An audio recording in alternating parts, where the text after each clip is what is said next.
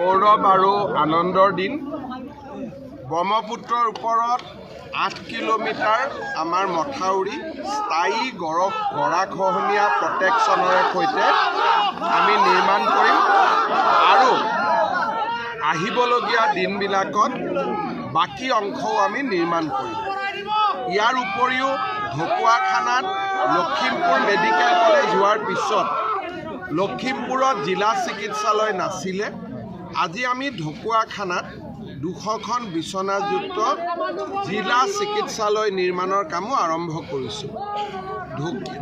আমাৰ ঢকুৱাখানাৰ ঐতিহ্য, অসমৰ ঐতিহ্য, ফাট বিহুৰ স্থায়ী মঞ্চ অতিথিশালা নিৰ্মাণৰ বাবেও আজি আমি এখন আঁচনি আৰম্ভ কৰিছোঁ।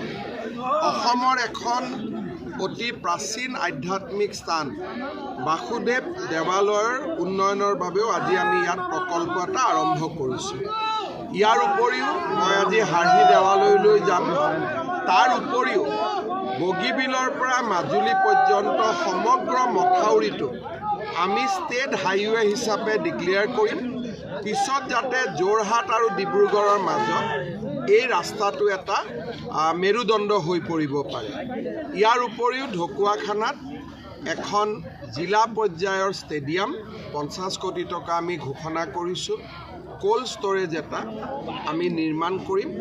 ঢকুৱাখানাৰ উন্নয়নৰ বাবে বহুখিনি কাম আজি হ'ল আৰু মই নিশ্চিত যে প্ৰধান বৰুৱা নৱদলেৰ নেতৃত্বত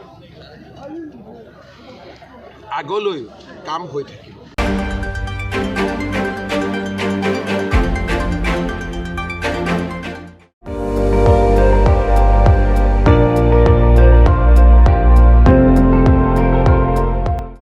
আপুনি চাই আছে ND24, সৰ্বশ্ৰেষ্ঠ নহয় সৰ্বোত্তমৰ দৌৰ।